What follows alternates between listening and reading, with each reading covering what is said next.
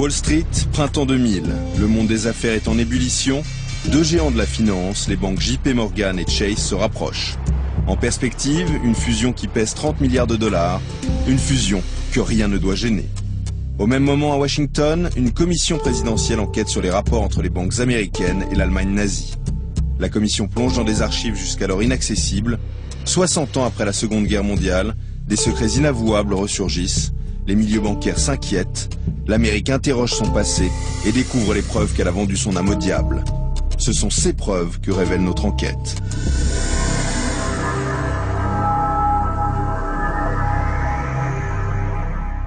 En ce printemps 2000, cela fait 2 ans que la commission présidentielle enquête sur l'argent et l'Holocauste. À sa tête, le sous-secrétaire d'État au Trésor, Stuart Eisenstadt. C'est lui qui a nommé son directeur des recherches, Mark Mazurowski. La tâche de la commission est lourde, établir les responsabilités des banques américaines pendant la guerre et trouver un accord pour dédommager les familles de déportés dont l'argent est resté bloqué dans les coffres depuis la fin de la guerre. De l'étude des archives surgira la justice, c'est du moins ce qui est prévu. Et puis survient un événement troublant. Un jour, 12 boîtes sont arrivées au bureau exécutif de la commission et je me suis renseigné sur l'origine de ces boîtes et elles provenaient d'un cabinet d'avocats à New York qui représentait justement la Chase Bank dans le cadre de la fusion avec Morgan. Les boîtes étaient vraiment très bien protégées, ce qui était quand même assez bizarre puisque si la commission devait faire le jour, enfin devait éclaircir la situation, c'était vraiment un comportement assez inattendu. C'est-à-dire bien protégées? C'est-à-dire qu'elles étaient dans une salle particulière et puis personne n'avait droit d'accès. Et il fallait demander la permission. Alors moi j'ai demandé en fin de compte à la personne qui gardait les boîtes. Je lui ai dit écoute, je vais jeter un coup d'œil quand même parce que en ma qualité de directeur de recherche, il faut que je sache et que moi de toute façon je connais l'affaire assez bien, enfin je connais le dossier. On m'a permis de regarder une boîte. Et j'ai dit parfait, alors je regardais la boîte très rapidement et je me suis rendu compte que c'est des documents très incriminants sur la façon dont la Chase a profité des organisations en Allemagne. Il y avait également des documents sur justement le trafic des Rückwandermark, c'est-à-dire c'est le produit de la liquidation des biens juifs en Allemagne et le recyclage de ce produit sur le marché américain en échange de devises étrangères. Nous savons que la Chase Manhattan, JP Morgan et quelques-unes des banques les plus importantes de New York avaient en dépôt des biens juifs qu'elles n'ont jamais restitués à leurs propriétaires. M. Eisenstadt avait insisté auprès de la commission qu'elle traite en profondeur des agissements des banques américaines en territoire occupé et dans le Reich. Alors que la fusion entre les banques JP Morgan et Chase est imminente, les deux hommes sentent que quelque chose ne va pas au sein de la commission. Alors que les deux banques préparaient leur fusion, nous avions là le moment idéal pour entrer dans leurs archives et mener le type de recherche que nous avions demandé à d'autres pays de faire. Mais cela n'a pas été fait. Tout simplement pas. Pourtant, un homme aura accès à la plupart de ces documents. Norman Gouda est historien, il ne faisait pas partie de la commission d'enquête. Des documents accablants pour la Chase, il en a vu des centaines.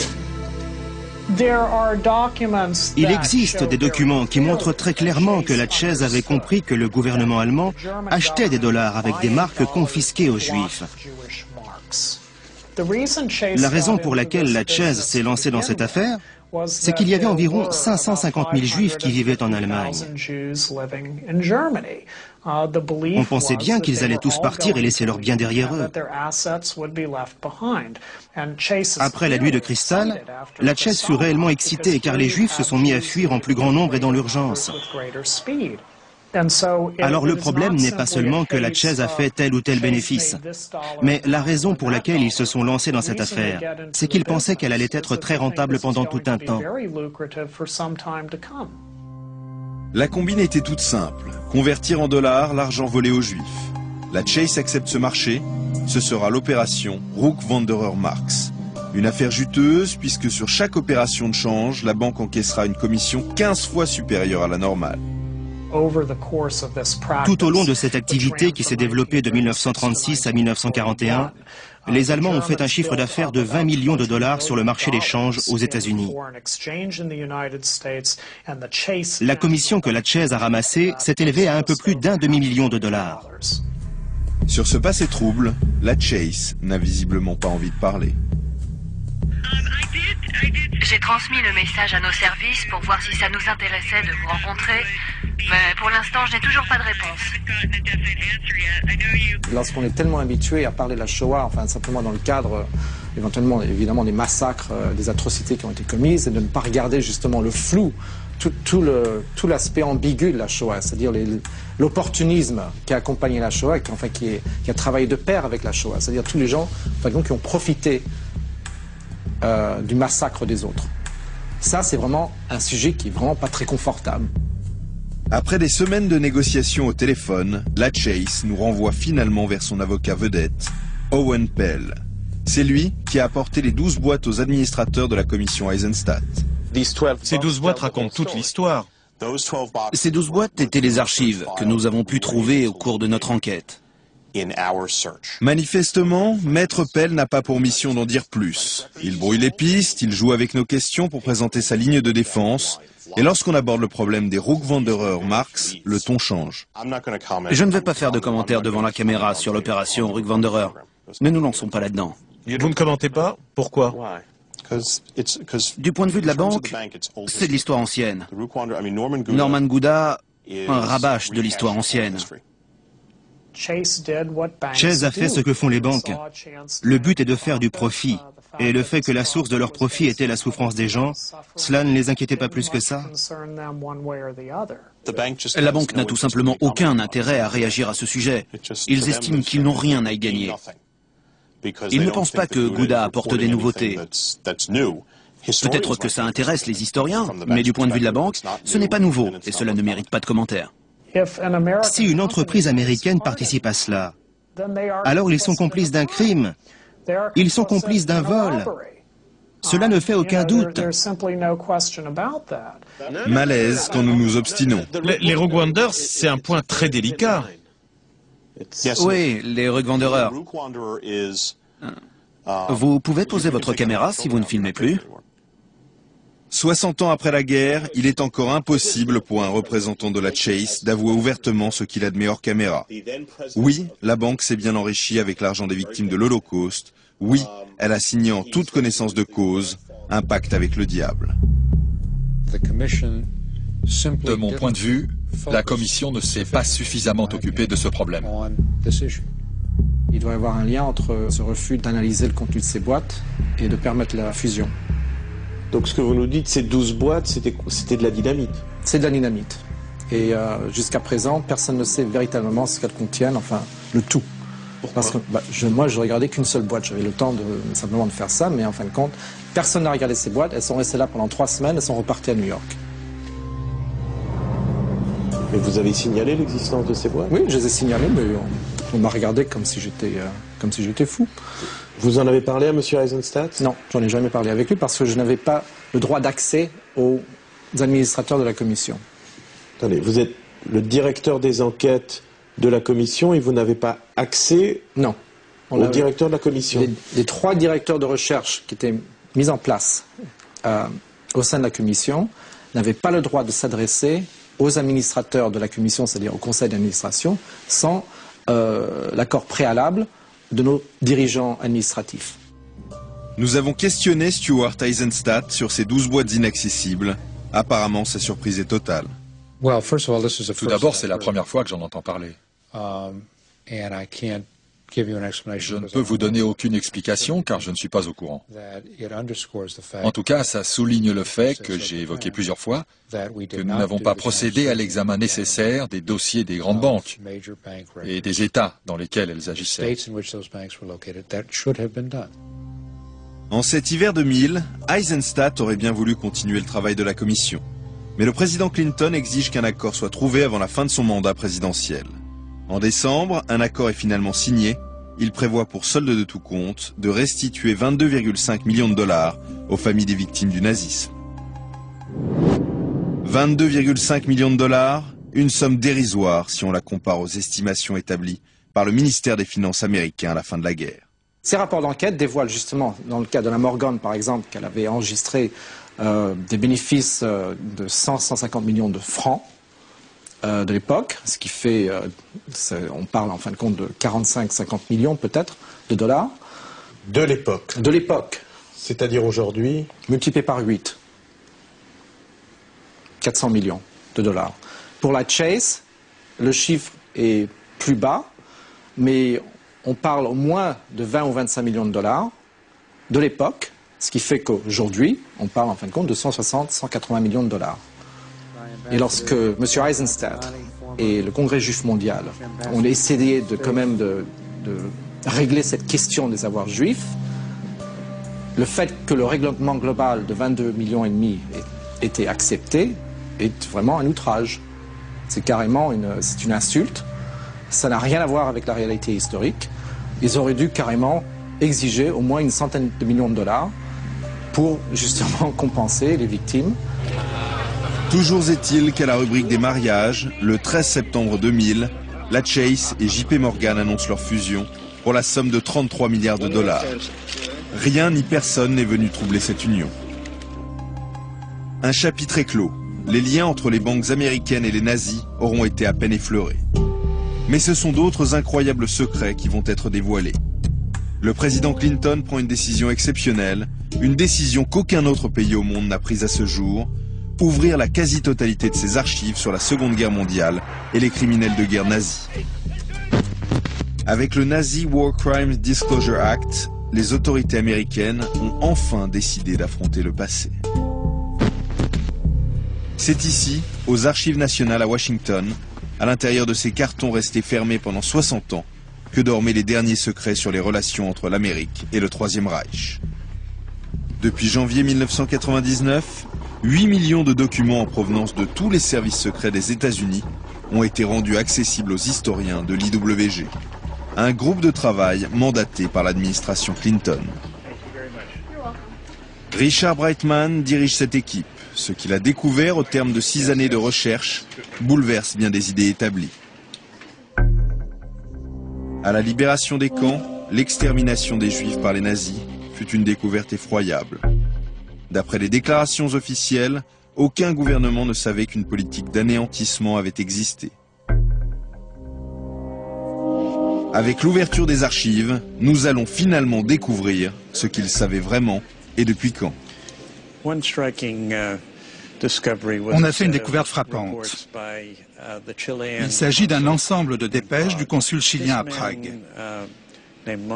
Cet homme, prénommé Montrivas, était particulièrement bien disposé à l'égard des responsables nazis.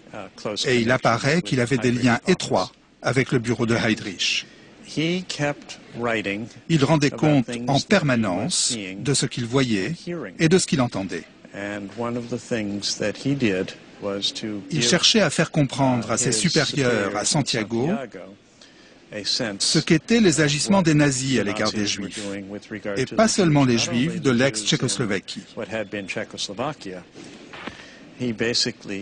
Fondamentalement, il annonçait que les nazis essayaient de vider toute l'Europe de ces Juifs.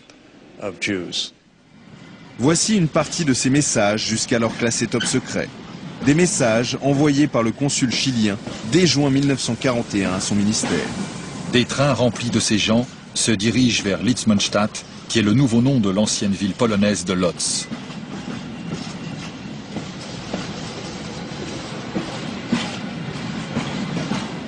J'ai le sentiment que le but est de se débarrasser des Juifs à tout prix. La question juive est en train d'être en partie résolue dans le protectorat, étant donné qu'il a été décidé d'éradiquer tous les Juifs et de les envoyer en Pologne. Avec le triomphe de l'Allemagne, l'Europe sera libérée des Sémites. Une Europe libérée des Sémites. Ces dépêches sont immédiatement interceptées par les services de renseignement britanniques.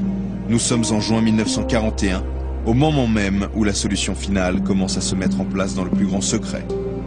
Ces images ont été filmées par un caméraman amateur allemand.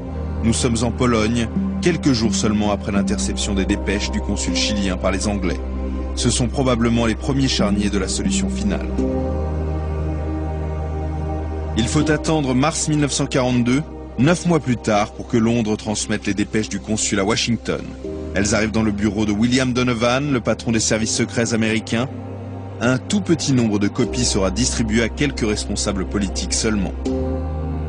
En fouillant dans les archives, nous découvrons que, curieusement, certains documents ont été expurgés. Quelques-uns des documents, du fait qu'ils contenaient des informations d'ordre économique, étaient envoyés au ministre des Finances, Henry Morgenthau Jr., qui se trouvait être le seul juif au sein du gouvernement du président Roosevelt.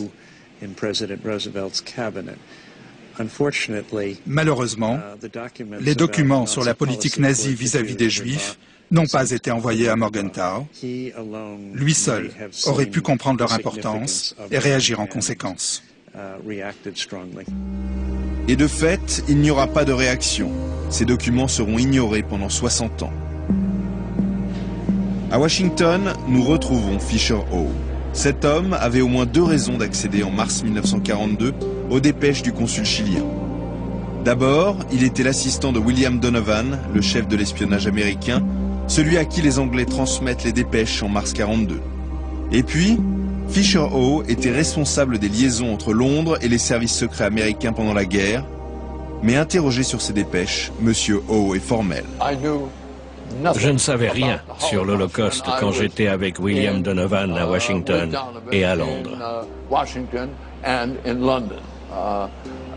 En tout cas, ça ne devait sûrement pas être suffisamment dans mes préoccupations pour que je puisse me souvenir 60 ans après qu'on ait eu des informations là-dessus.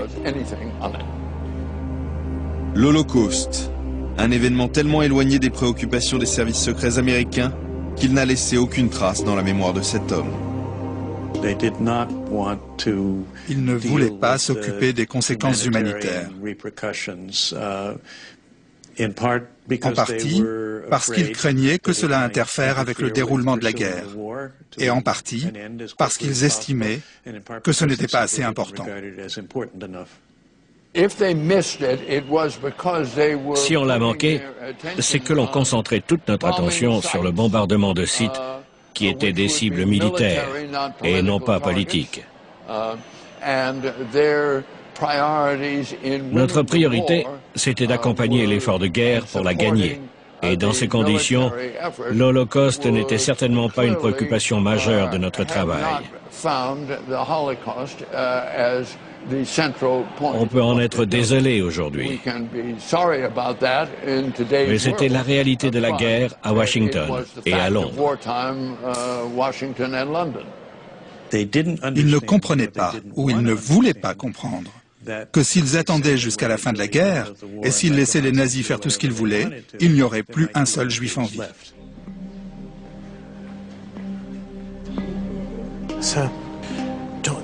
Ne pensez-vous pas que ce soit dommage que tous vos efforts et ceux du reste du monde n'aient pas pu arrêter l'Holocauste? Tout ce que l'on aurait pu faire pour arrêter l'Holocauste aurait été formidable.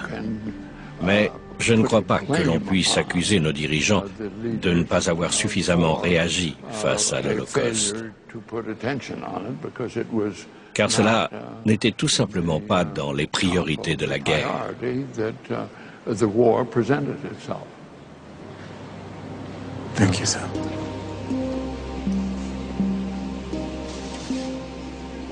Est-ce qu'un assistant de Donovan, comme Fisher Howe, aurait pu voir les dépêches du consul? Oui. Quand ces documents sont arrivés dans le bureau de Donovan, Fisher Howe aurait pu être là. C'était lui qui coordonnait les informations. Oui, il était là. Fisher Howe, l'homme chargé des liaisons entre les services secrets américains et anglais, n'en dira pas plus. Il est peut-être le dernier témoin du sort réservé aux dépêches du consul pendant la guerre, l'indifférence ou l'ignorance. Que l'Holocauste ait été une surprise, un choc total en 1945, au moment où on a découvert ce qu'étaient vraiment les camps de concentration et d'extermination. Écoutez, si on parle des responsables gouvernementaux qui avaient accès aux documents des services secrets, il n'y avait aucune raison qu'ils soient surpris, vu que de nombreux renseignements étaient accessibles. En fait, ils avaient des informations, mais elles n'ont pas eu suffisamment d'impact. Pendant ce temps-là, de nouvelles informations concernant le sort réservé aux Juifs continuent d'arriver chez les Anglais. Quelques semaines après les premières dépêches du consul chilien, les Anglais mettent la main sur un nouveau document. Nous sommes en septembre 41. Ce document était de nature à changer le cours des événements. Et pourtant... Voici les premières sources d'informations les plus fiables sur les massacres des Juifs par les Allemands en Union soviétique. Elles sont totalement fiables parce qu'il s'agit de messages émis par les Allemands eux-mêmes. Des déchiffrages postérieurs, datant d'août 1941, annonçaient exécution d'un total de 3274 partisans et juifs, et cela continue page après page. Donc, en septembre 1941, les chefs des renseignements britanniques qui recevaient ces rapports avaient compris que les nazis liquidaient systématiquement tous les juifs sur lesquels ils mettaient la main en Union soviétique. C'était une date très précoce. C'était plus de 3 mois avant la conférence de Wannsee. La conférence de Wannsee, le tournant dans l'escalade de l'horreur. Ce 20 janvier 1942, le dirigeant SS Heydrich dévoile l'ordre du jour. Comment planifier industriellement le massacre de tous les Juifs d'Europe. L'extermination des races dites inférieures s'organisera après Wannsee pour atteindre un rythme effréné. Les nazis pourront désormais éliminer jusqu'à 70 000 personnes par jour. La conférence de Wannsee a eu lieu le 20 janvier 1942. Or, à cette date, les Alliés avaient déjà eu accès aux télégrammes chiliens et aux documents de la police allemande. Les faits sont donc maintenant établis. Des informations décisives sur l'extermination des Juifs d'Europe étaient parvenues aux Alliés avant même la mise en place industrielle de la solution finale. Ce n'est pas tout. Un rapport des services secrets britanniques atteste qu'ils avaient parfaitement pris la mesure de la politique des nazis. En voici la preuve. L'homme des services secrets chargé d'analyser les informations a résumé la situation des Juifs sur le continent sous le titre « Politique d'extermination ». Les Allemands poursuivent clairement une politique d'extermination contre les Juifs. La citation est tirée d'un document officiel allemand. Tout ce qui subsistera de Juifs en Pologne, ce seront des cimetières juifs. 22 janvier 1942, 2 jours après la conférence de Wannsee. Pour Richard Breitman, après 6 années d'enquête au cœur des archives américaines, il n'y a plus aucun doute. Donc, les fonctionnaires de l'OSS, les renseignements américains, qui ont reçu ces séries de rapports, disposaient d'une grande quantité d'informations. Pas seulement à propos de meurtres nazis isolés, mais à propos des politiques nazies. Ils savaient que les nazis pratiquaient une politique d'extermination des Juifs, point final. Nous sommes en janvier 1942. 500 000 Juifs ont déjà été anéantis, mais les 5 millions d'hommes, de femmes et d'enfants qui vont périr sous la main des nazis sont encore en vie. Les Alliés taisent ce qu'ils savent de l'Holocauste, alors que les informations qui parviennent jusqu'à Washington sont de plus en plus précises. Lisbonne, 26 juin 1942. L'Allemagne ne se contente plus de persécuter les Juifs. Elle les extermine systématiquement. Depuis maintenant plusieurs mois, le Troisième Reich a brutalement détruit la population juive de 2 manières efficaces, famine et exécution de masse. Frontière allemande, 7 novembre 1942. La date exacte à laquelle Hitler a décidé d'effacer les Juifs de la surface de l'Europe au sens le plus littéral du terme, c'est-à-dire en les tuant, n'est pas connue. À chaque fois, le département d'État dissimule ses documents. Ils ne voulaient pas que ce genre d'informations circule largement, car cela pouvait les forcer à faire des choses qu'ils ne considéraient pas judicieuses. L'Holocauste pouvait perturber les plans des Alliés, il valait mieux l'ignorer. Alors qu'une partie du gouvernement s'enfonce dans une complicité passive, quelques hommes tenteront pourtant de réagir. 2 ans plus tard, Josiah Dubois, haut fonctionnaire au Trésor, dénoncera cette censure délibérée. Il rédigera un rapport qui a aujourd'hui valeur de preuve accablante. Les fonctionnaires du ministère des Affaires étrangères n'ont pas seulement échoué à obtenir des informations concernant les plans de Hitler pour exterminer les Juifs d'Europe. Dans le cadre de leurs fonctions, ils sont allés jusqu'à essayer subrepticement d'empêcher l'accès aux informations concernant le massacre des Juifs en Europe. Les éléments de preuve d'une telle assertion sont si épouvantables et si tragiques qu'il est difficile d'y croire.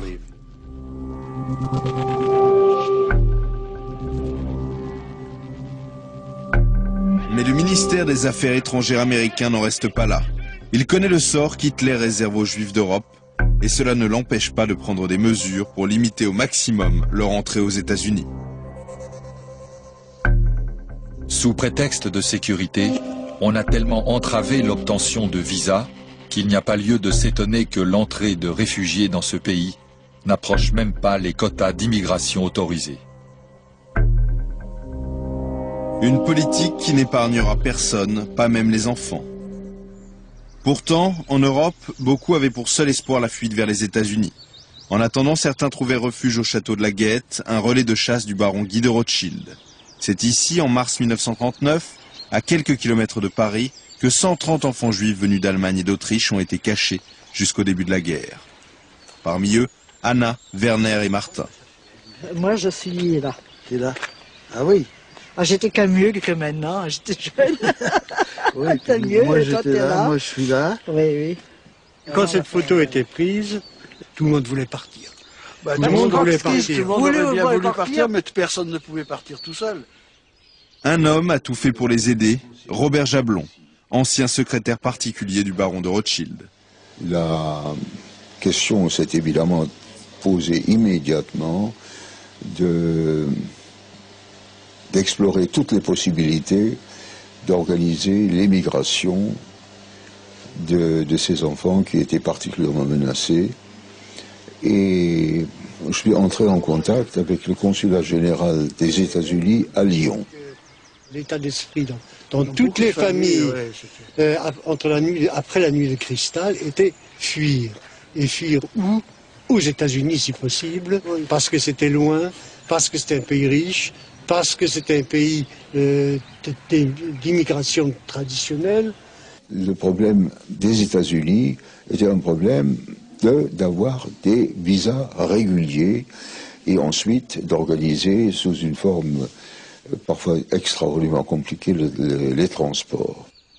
Les transports ne parviennent pas à s'organiser et les taux se resserrent. L'OSE, Association de secours aux enfants, dresse une liste d'adolescents dont la situation en France est critique. Francis Caquel a été à la Guette aussi. Après, il y a ta sœur, tiens. Et toi aussi, tu es sur la liste. Hein. Après, Heinrich Rosenthal, qui lui a été déporté. Hein. Novatrot, pareil, il a été déporté. Est-ce qu'ils se rendaient compte que ces enfants risquaient la mort? Ils se rendent parfaitement compte. Peut-être pas tous, enfin, mais ceux qui déterminaient finalement l'action des autorités consulaires savaient parfaitement bien. Aucun problème.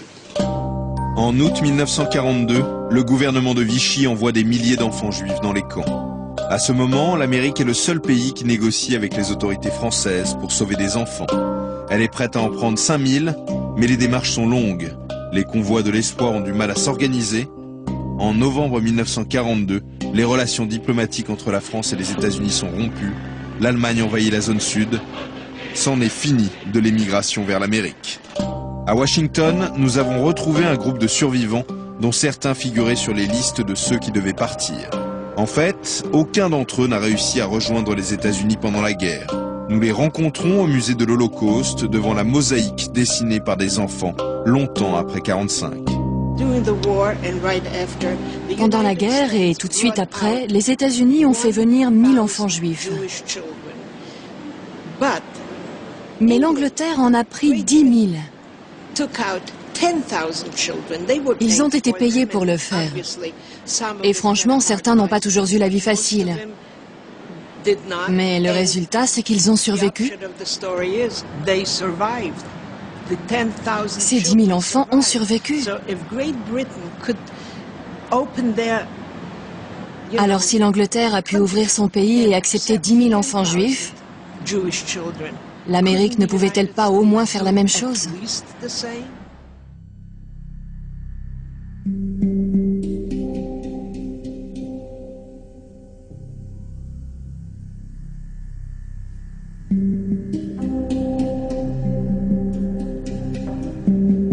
À la fin de la guerre, l'heure était venue de traquer les coupables de cette barbarie. Au procès de Nuremberg, plusieurs dirigeants nazis sont jugés pour crimes contre l'humanité. Hitler, Himmler et Goebbels se sont suicidés. Eichmann et Bormann ont disparu. Il reste à capturer les milliers d'individus qui ont pris part au massacre. Une partie des services américains se lance donc dans une chasse aux criminels de guerre, mais une petite partie seulement. Robert Livingstone est un ancien du CIC, le contre-espionnage de l'armée américaine.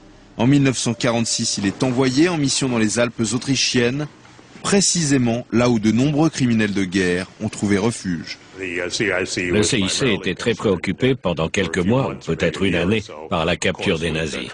Au début, c'était son principal travail, mais cela a rapidement changé. Il y avait une affiche que nous avions tous sur le mur de notre bureau. C'était une liste de gens susceptibles d'arrestation immédiate. Si vous rencontriez quelqu'un du parti nazi, vous étiez censé l'arrêter. Et je me souviens être entré dans le bureau de mon officier. Je lui ai demandé, alors, où on en est avec cette liste d'arrestation immédiate? Il m'a répondu, oublie-la, maintenant on traque les communistes. De chaque côté du rideau de fer, c'est maintenant la guerre froide qui se prépare. La chasse aux nazis se transforme en une course au recrutement. David Murphy travaillait pour la CIA à Berlin dans les années 50. Pour lui, ce sont les Russes qui ont commencé. À Berlin, nous savions pertinemment qu'ils menaient une grande opération de recrutement d'anciens nazis et d'anciens officiers de l'armée. Mais dans les deux cas, ou dans beaucoup de cas, les Allemands eux-mêmes venaient nous voir. Et ils disaient, vous savez, les Russes m'ont demandé de faire ça, qu'est-ce que je dois faire?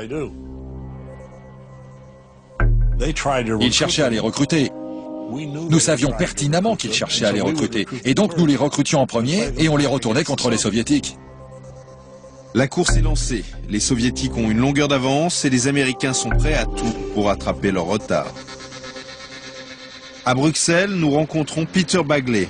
Dans les années 50, il arrive en Autriche. Quelques années plus tard, il deviendra pour la CIA le responsable mondial du contre-espionnage, section Union soviétique. Notre but était toujours de recruter des sources, des informations sur l'Union soviétique, dont nous ne savions absolument pas assez, et nous étions toujours sous pression de nos chefs à Washington pour obtenir des données sur les soviétiques. Et on a cherché partout les informations. C'est tout à fait possible si quelqu'un prétendait avoir de bonnes informations de l'Est, qu'on aurait pu au moins parler avec lui. À la fin de la guerre, Ladislav Niznanski est un jeune Slovaque de 27 ans. Il décide d'approcher les Américains pour les aider dans leur lutte anticommuniste. Le passé de Niznanski, les Américains le connaissent bien. Ils savent qu'il dirigeait une unité de miliciens pro-nazis rattachée à l'armée allemande. Au tableau de chasse de cette unité, une équipe d'agents secrets anglo-américains qui sera déportée à Mauthausen. C'est le seul cas à l'OSS où il y eut des prisonniers de guerre dans un camp de concentration qui furent interrogés sauvagement, torturés, puis fusillés. Pourtant, après la guerre, les Américains ont recruté Niznanski. Oh, vous savez, les Américains ont recruté beaucoup de monde. On avait coutume de dire dans les services secrets américains, quand nous avons divorcé des Russes, nous avons épousé les Allemands. À Bratislava, nous avons retrouvé l'homme chargé par les Américains d'interroger Ladislav Niznanski le jour où il s'est présenté à eux comme un réfugié politique. Cet homme, c'est Joseph Wissen. Bonjour, bienvenue chez nous. Pour les Américains, Wissen était un homme de confiance. Ils voyaient en lui une source de renseignements sur l'Europe de l'Est. Dans son bureau, il nous raconte sa première rencontre avec Niznanski.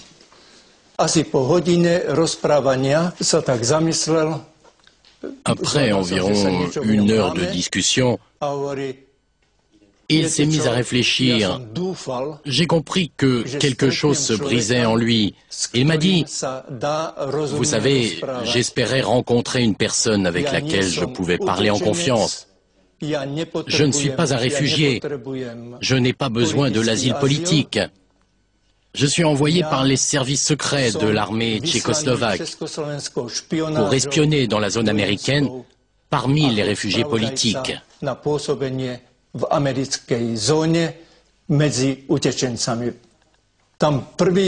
Les Américains se sont intéressés à lui à partir du moment où je leur ai dit qu'il était envoyé en tant qu'espion. Pendant notre entretien, un détail nous frappe. Ce sont ces deux petits bustes posés sur le téléviseur derrière Joseph Vysen. Première statuette, Andrei Hlinka, fondateur d'une milice qui porte son nom. Entraînés par les SS, les gardes de Hlinka sèment la terreur et éliminent les résistants.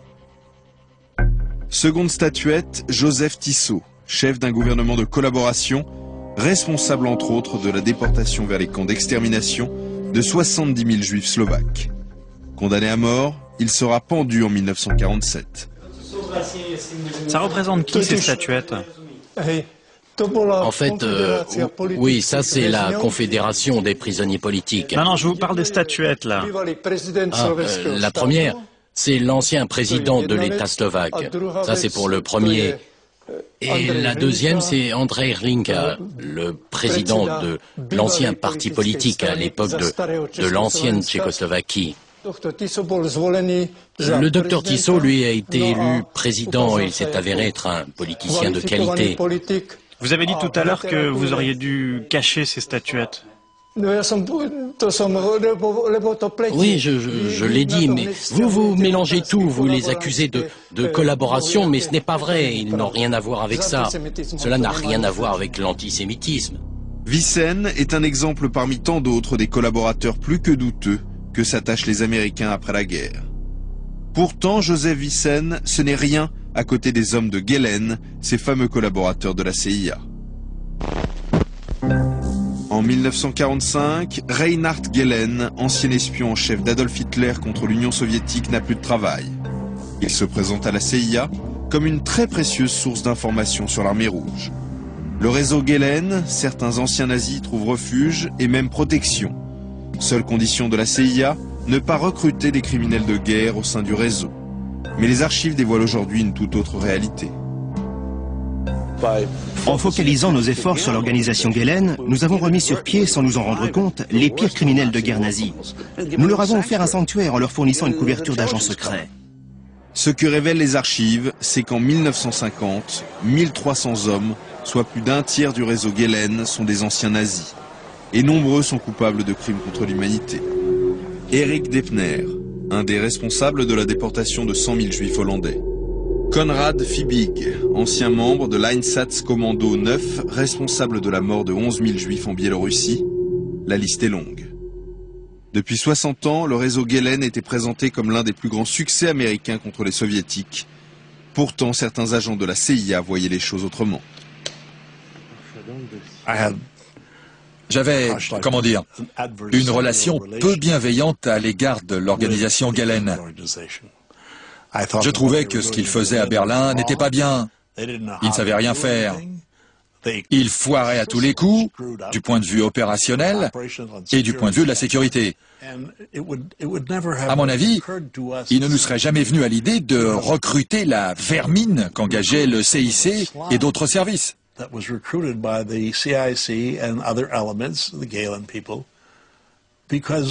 Recruter ces types, nous savions que ça n'avait aucun sens. Pas seulement d'un point de vue moral, mais parce qu'ils n'étaient pas bons. Ils n'étaient pas de bons agents de renseignement. Ils étaient le produit d'un système totalitaire. Vous voulez dire qu'ils étaient juste bons à arrêter et tuer les juifs, mais pas pour l'espionnage? Tout à fait. Ils étaient doués pour faire un tas de choses qui maintenaient les Allemands en esclavage. Les hommes de Gehlen incompétents? Peut-être, mais ce que la CIA ignorait, c'est qu'ils représentaient un tout autre danger. Nombre d'entre eux étaient des agents doubles. Ce qui s'est passé, c'est que les soviétiques se sont rendus compte que Gehlen engageait d'anciens SS. Ils se sont servis de cette information pour faire chanter des gens et les pousser à travailler pour Moscou. C'est vrai qu'il y eut au sein de l'organisation Gehlen, dans les années 50, un certain nombre de défections au profit de l'Allemagne de l'Est. Ils ont recruté Hans Felfer, Hans Clemens. Qui était Hans Felfer? Eh bien, Heinz Felfer est devenu le chef des activités secrètes anti-soviétiques de l'organisation Gehlen. Et les gens le considéraient comme le futur leader de l'organisation Gehlen. Étiez-vous en contact avec Felfer? Ah oui. Qu'est-ce que vous pensiez de lui à l'époque? C'est difficile à dire. Je pensais qu'il était un bureaucrate allemand typique, qui n'avait pas de connaissance profonde des soviétiques. Mais il jouait un rôle. Je ne savais pas à l'époque qu'il était un agent soviétique. Heinz Felfer, numéro 2 du réseau Gehlen, a réussi un coup de maître, mais c'est en faveur du camp soviétique. L'organisation Gehlen voulait se positionner comme le service de renseignement au service de l'OTAN. L'assistant de Gehlen, Felfer, en tant qu'officier traitant, était chargé d'aller dans chaque pays de l'OTAN pour être informé de tous les secrets. J'ai discuté avec un officier américain qui est un de mes amis. Il m'a dit que tout ce qu'il y avait dans le placard secret américain, on en a parlé à Felfer. Hans Felfer lui-même était une taupe communiste. Donc tout ce que les services secrets français, anglais et américains savaient a été communiqué à Gehlen et Felfer.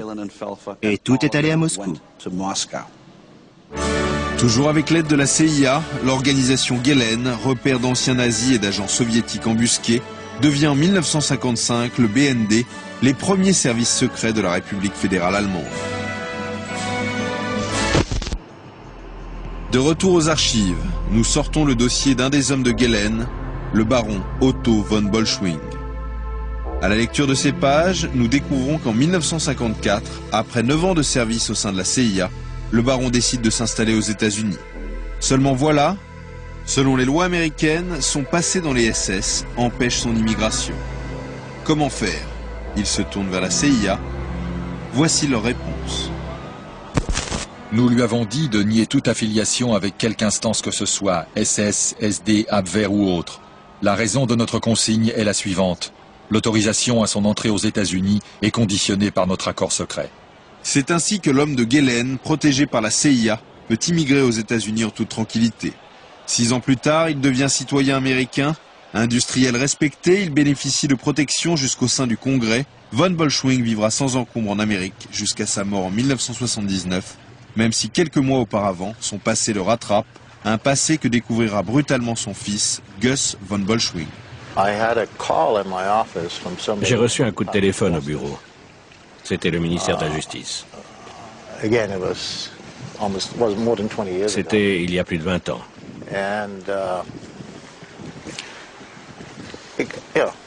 Bref, il me parlait de mon père. Il me disait qu'on voulait le dénaturaliser. Et j'ai dit, mais de quoi parlez-vous? Je ne me souviens pas de ce qu'ils ont dit exactement. Mais en gros, il était impliqué dans une affaire qui faisait de lui un criminel de guerre. Je crois qu'ils m'ont dit, enfin je leur ai dit, de quoi vous me parlez? Mon père travaille pour les Américains. Il était à la CIA à cette époque. Selon les archives, lorsque la CIA recrute von Bolschwing, elle sait parfaitement à qui elle a affaire. La CIA savait que Otto von Bolschwing avait été le représentant de Himmler à Bucarest. Elle savait qu'il avait entretenu une relation très étroite avec la Garde de Fer, qui était une organisation encore plus antisémite que le gouvernement roumain. La CIA savait que von Bolschwing avait joué un rôle de conseiller auprès de la Garde de Fer quand elle a lancé son pogrom contre les Juifs de Bucarest en 1941. La CIA savait que von Bolschwing avait aidé les chefs de la Garde de Fer à quitter la Roumanie. Ce qu'il a fait, c'est encourager des fascistes roumains à commettre des crimes contre l'humanité. Loin de le condamner, cette relation avec les plus extrêmes des fascistes roumains sera son sésame pour entrer dans la CIA et s'y reconvertir.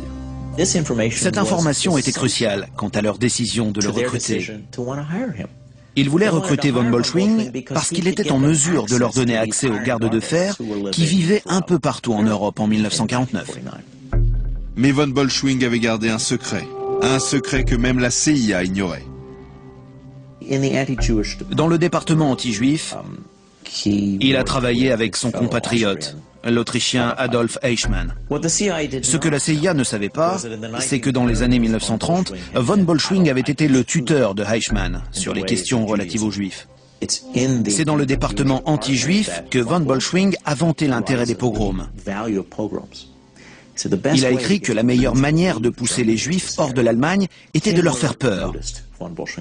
Himmler remarqua le travail de von Bolschwing, et après l'Anschluss, après que l'Autriche ait été absorbée par l'Allemagne, Himmler envoya von Bolschwing et Eichmann en Autriche pour commencer le processus d'expropriation des biens juifs. Vos parents vous ont-ils parlé de l'Holocauste?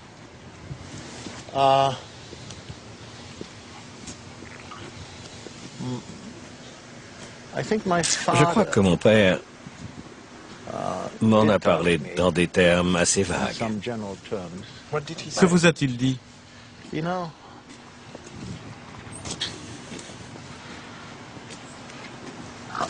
Vous savez, quelque chose d'assez général sur le fait que c'était une tâche atroce sur l'Allemagne. Il ne vous a jamais parlé d'Eichmann, par exemple? Non. Alors que l'ancien bras droit d'Eichmann prospère aux États-Unis, le 23 mai 1960, une nouvelle fait la une de l'actualité. Les Israéliens viennent d'arrêter Eichmann.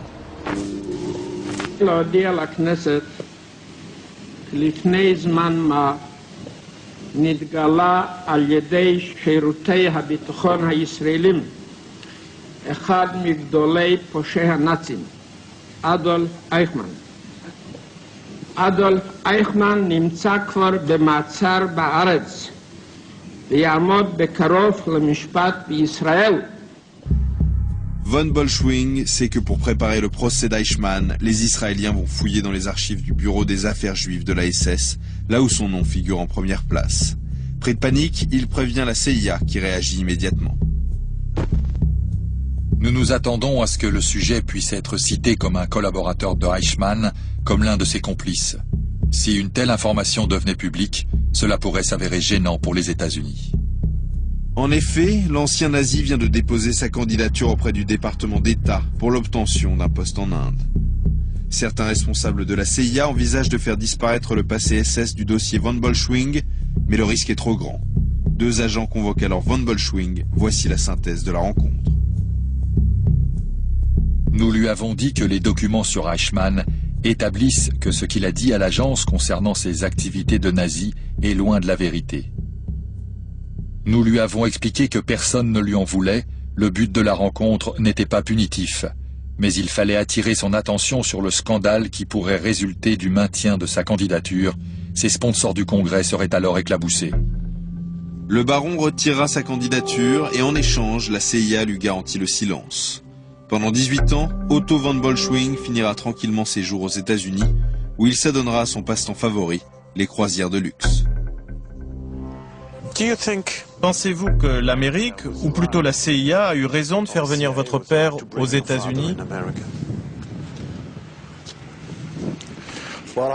Je suis content qu'il l'ait fait, sinon je ne serais pas américain. Et c'est ce qui pouvait m'arriver de mieux. En fait, étant donné les valeurs que nous défendons, probablement pas. Après 1945, entre 5000 et 10 000 nazis ont trouvé refuge aux États-Unis. 60 ans après, les historiens de l'IWG continuent leur travail au cœur des archives. Malgré l'amertume de Stuart Eisenstadt, les recherches de la commission d'enquête sont terminées. Quant à Mark Mazurowski, il ne veut pas en rester là, car pour lui, il y a encore des vérités gênantes à dévoiler. La question de l'or est inexistante dans le rapport final de la commission. Et ça, c'est une décision politique. La question de l'or, une question d'importance qu'on avait pris soin d'ignorer depuis la fin de la Seconde Guerre mondiale. Rien de moins que la politique monétaire américaine. Regardons simplement la Banque fédérale de New York. L'accusation majeure contre cette banque, c'était qu'elle avait accepté justement des lingots d'or qui avaient été, entre guillemets, contaminés par les avoirs des victimes du nazisme. Contaminés, c'est-à-dire? C'est-à-dire qu'il y avait des traces chimiques, enfin, des résidus chimiques résultant de la fonte des objets personnels qui avaient appartenu aux hommes et aux femmes juives qui avaient été, en gros, exterminés à Auschwitz et dans les autres camps de concentration. C'est une question très délicate parce que ça veut dire, en fin de compte, que l'Amérique était susceptible de recevoir ces lingots dès la seconde moitié de 1939. C'est-à-dire que l'Amérique devait dire non à certains lingots et oui à d'autres. Et ça, elle ne pouvait pas se permettre parce que la valeur du dollar était carrément soudée à la valeur constante du lingot d'or, à 35 $ l'once. Et toute déviation, toute question, toute incertitude pourrait, enfin, aux yeux en tout cas des dirigeants américains, détruire carrément la politique monétaire des États-Unis, ce qui fait qu'ils ont créé carrément leur propre carcan. Et ça explique en partie pourquoi l'Amérique, en fin de compte, s'est désistée de toute prise de position sur l'origine des lingots, même si ces lingots avaient été pillés, même s'ils contenaient le résidu des objets de famille des victimes du nazisme. Aujourd'hui, une partie de l'or qui circule à travers le monde contient les valeurs des victimes. Dans le rapport final de la commission Eisenstadt, seules quelques lignes évoqueront en passant la question de l'or.